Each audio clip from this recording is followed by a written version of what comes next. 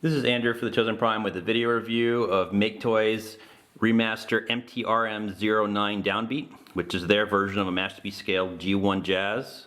He does come packaged in vehicle mode, which you can see here, which again is based off of his G1 toy, which is the Porsche 935 Turbo, specifically the Martini racing version of it. Obviously it's missing those decals in this release, but you can see that it is a very nice vehicle mode here, very evocative. Here's his box on the left. It's standard for MakeToys figures here. Nice bits of artwork and pictures with his accessories on the back. He does come packaged in a clamshell in his car mode. And here you see his accessories. I'll show off in a little bit more detail. He comes with two speaker attachments, two separate robot mode faces, his grappling hook, and then in a separate little bag he comes with a pair of speakers which you can attach to his hip skirts, just like the G1 cartoon. He comes with a G1 toy version of his, or variant of his shoulder missile, as well as a separate handgun. He also comes with a nice set of color instructions here that help show it off. So let's go ahead and take a look at Jazz in his vehicle mode a little bit more close up. Taking a closer look at Downbeat's alternate mode here, and you can see that it is very evocative of a Porsche 935 Turbo and his original G1 toy. This is a nice white glossy plastic with nice paint detail throughout. You can see that his wheels here have painted gold rims. They all do spin freely, and he does roll. His tires are made of like a silicone rubber, so they are soft. Nice clear windows kind of throughout. He is quite heavier than I expected. He's about 7 ounces, which is about twice as heavy as a standard masterpiece toy. One of the concerns that people have had, of course, is the rear end of this figure, how these pieces here stick down. They do not raise up at all. They're actually part of his robot mode feet. But, you know, to be honest, you're rarely going to see the back of the figure if you're kind of messing with it. And then once you kind of see his robot mode, it kind of is a moot point to kind of have those pieces like this. It doesn't bother me too much. And it's also a very clean undercarriage here. His one accessory that he can use in this mode are the little speakers here. And you can, there's peg holes here on the back that you peg in them to each one of the sides here. You take both speakers, and he can wield those speakers that he had in that one G1 episode. But overall, very, very nice version of his G1 mode. As I said before, there is a replica label set that makes this toy look a little bit more like the toy version of G1 Jazz versus the cartoon version, which this one's a bit more simpler to match the cartoon, as well as just some slight details to match the toy. But overall, again, very nice looking version here of Jazz. So let's go ahead and transform into his robot mode. To transform Downbeat here, we come to the front bumper and we unlock these two pieces. So this piece here is free. Come to the windshield piece here, unlock these tabs, and then pull back on this entire roof piece. There's little light tabs here. We want to lift up and hinge it back like this. Fold the front piece forward and then fold this into the windshield like that. Come to the head. We want to lift it up and out of the way. The doors here will hinge upwards this way, but then we also want to kind of rotate them and fold them so they kind of face up this way to get out of the way. We're going to come to the underside, flip down this panel here, and the entire torso piece here will hinge upward like that. These tires, there's a tab that matches a slot on the chest here. We want to fold them in and peg them in on both sides. The arms can now rotate out of the way. They're on kind of a separate or multiple hinges here. You can see the hinges here. We want to kind of just fold them out. And for robot mode, you can see there's like a little slide here, a little slide. We want to make sure that it's pushed all the way down. Extend the arm. This little panel here will kind of close in, filling in the air. I'm going to rotate it so that this panel's forward and rotate the fist. So we'll do that the other side. Just kind of pull it or fold it out for clearance, like so. Straighten out the arm, fold this panel in, rotate it 180, flip the fist, and then again make sure that you slide these pieces down and make sure this piece is down. So if we look, there's little tabs here on the bottom of the arm on each side and white slots here on the chest piece, as well as tabs here on the chest on each side that match these little red tabs here. So we want to fold this all down, push originally where this was split, we want to push it together so it closes in, and then just make sure that you line the arms up, those arm slots into those pegs on each side. And it's just a matter of kind of getting it right the first time, and the things will lock in. And push down, lock these panels, and there's his torso.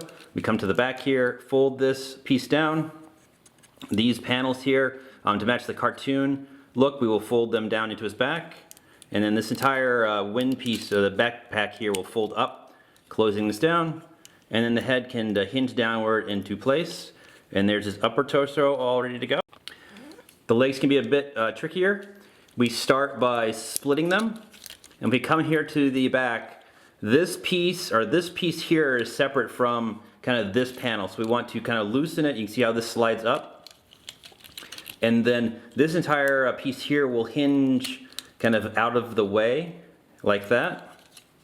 We'll do that on both sides. So kind of slide this up. There are little tabs holding it all in, and then take this piece here and kind of just move it backwards for now.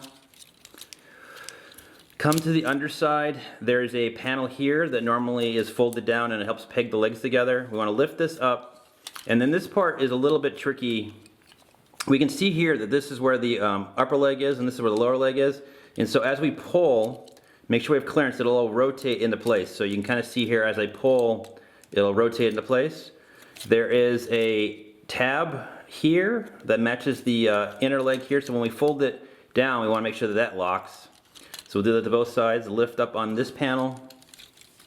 Make sure you got clearance, and then just kind of pull, and it'll rotate around. You can kind of see how that mechanism kind of collapses down. Make sure that part locks down. The leg panel here, we can see there's a tab that matches a slot here. We want to fold this in. We may have to come back to it, but for now these panels here slide down and peg in this way. And then this part is also a little bit tricky. So we want to take the entire wheel portion here, and there's a separate piece here. You can see as I move that this piece is separate. We want to rotate the entire piece forward so that it sits kind of forward like that. This little piece here that was the back of the vehicle, we want to flip it downwards. Come to this portion of his shin, we're going to lift up. That's his toe, and this is his heel spur. So we want to flip out his heel spur and flip out his foot. And it's actually on a separate hinge that we want to pull downwards, so it's closer to the bottom of his foot. If you look to the back of the vehicle mode here, there's actually a hinge hidden here, and there's also a tab slot there that when we fold this piece up, like if we take it and we hinge it, you can see that there's now a tab here, and then we want to make sure that the spoiler spins. And so just kind of fold it up, make sure the spoiler is this way, kind of flatten out the foot, close in that panel, and then you can see how this all fits together to make the one side of his leg. So we'll come to the other side and finish it off. Rotate this piece forward. Gonna get a finger in there to move it separate from the heel. Rotate it all forward. Flip this panel up. Make sure that the wheel kind of hinges all the way down. So we fill in all that gap. Come to the shin piece, fold it up, flip out the heel spur, and then the foot. Pull it downwards. Come to this leg part right here. We want to hinge it inwards and peg it in higher up on the leg, and it'll lock into place. Close the shin. And then again, just make sure that everything kind of pegs in together. And here is Downbeat in his robot mode. Taking a closer look at Downbeat here, you can see that in robot mode he's a nice looking jazz. He's about 6 3/8 inches tall to the top of his head, so very standard for the rest of the Masterpiece Autobots. The same nice glossy plastic is kind of throughout, same kind of nice paint details. Very clean overall, nice clean backpack. Back of the legs are fairly clean. Again, no hollow parts. As far as like die cast or metal on this guy, his legs as well as his torso are metal. That's what is making him, you know, about twice as heavy or 7 ounces compared to his brethren. As far as posability, his head here is on a ball joint with a nice glossy blue face mask. So he can look up and down. As far as articulation for looking up, you kind of have to use that neck joint to kind of, this separate hinge here to kind of look up. But you do have options as far as getting him posing there. His arms here can rotate around. There is a hinge that comes outward. He does have a kind of outward hinge like that. Bicep swivel, mostly double jointed arm here. His hands can rotate. Standard kind of Autobot car hands here with just one set of fingers. He does have a waist swivel. These panels on both the front here and the side can move out of the way. He's got an outward ratchet, nice and strong. Ratchet forward and back. His knees are not ratcheted, but they can bend quite far. He does have a thigh swivel here at the waist, a slight thigh swivel. His feet here do pivot. There's a pivot specifically for the foot, as well as it can move forward and back. So he does have poseability options. Again, the heel spur can kind of move to help hold him, as well as the spoiler. And overall, you know, very cool looking version of Jazz here. So interesting thing about this figure is certain parts of him are more flexible plastic than we're used to with third-party figures. Specifically, this panel here, as well as parts of the legs. I'm assuming they've done that so that there's less chance for breakage if it were a stiff, harder plastic. One of the downsides is that it does flex and bend, so parts like here, this doesn't fully tab in securely, it holds, but it doesn't sit flush. This side actually does a little bit better, so maybe it's just a little bit of a tolerance issue here. But then with this panel here, unless you have all 4 slots pegged in, it is stiff enough to hold, but every once in a while it will come loose, and you'll have to kind of reset everything. Again, a small little problem. I mean, again, he will hold securely. He won't fall apart when you're just messing with him. It's just when you pose him that he may come loose. One thing I forgot to mention, he does have an ab crunch, and it's actually a pretty stiff and strong ab crunch, so you can use that for posability. As far as his accessories, if we take those little purple speakers, we can plug them in onto the back of his arms. There's just peg holes that match the pegs from the horns here, and you can kind of fold them up, fold them down. Nice little painted detail on the inner of each one of those. You can take these little black pieces here, and they just snap on to the sides of his kind of hip skirts here to kind of mimic the way that he had his speakers in that one G1 episode. Nice little bonus. If you'd like, you can get a more G1 toy kind of look. So if we come to these wings, they actually slide out and rotate out, and they can actually pivot as well. And so you have options if you want to kind of mimic how Jazz looked like as a G1 toy. You can kind of move these and move them back. Nice little bonus. To get a little bit more toy aesthetic, you can take his rocket launcher, shoulder rocket launcher from when he was a toy, and there's a slot here that you hook it around the roof of the car here. And it is a bit tricky to kind of get it to lock into place. Then you have access to that rocket launcher, and it does actually have its own pivoting joint. It really doesn't lock into place. It does hold securely, just like his chest does, but again, that flexible plastic kind of keeps it from completely locking onto the figure. As far as his weapon here, he does have standard masterpiece style hands with a slot kind of in his hand. We can just take it and feed it into his fist and close the fingers.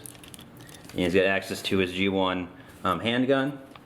The other hand accessory comes with is a little grappling hook that he used in one of the early episodes. So let's just go ahead and we'll get him back into more of an animation accurate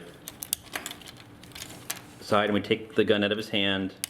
And then the handle for this does have a tab slot, and it's a bit tricky to get it to kind of fit into his hand, so you kind of need to get it ready and close the fist at the same time, and it'll lock and hold into his hand no problem. And you can, again, rotate the hand to match this, and you can see how it's on a string that you can kind of stretch out, and it's actually quite long, and you can actually hold it in his other hand if you like. So you have different kind of posabilities with this accessory. Nice little bonus here. for Downbeat. So Downbeat comes with 3 different face options. This is his more neutral version that's installed from the factory. To replace it, we just lift up on the helmet, and he's got a little faceplate here we just untab and pull off. His first face that he has is a kind of yelling or screaming face. So you can install that if you like for some more kind of dynamic display options. And his third face he has is kind of a whistling slash kind of smirk faceplate. Kind of a little more cocky version of Jazz. Definitely has a little more character to it than the other 2 options. Nice little faceplate there for MakeToys for Downbeat. All in all, really cool looking figure. Nice representation for a Masterpiece G1 Jazz. As far as poseability here for Downbeat, I'm using all the different ratchets, knee bend, and ankle articulation.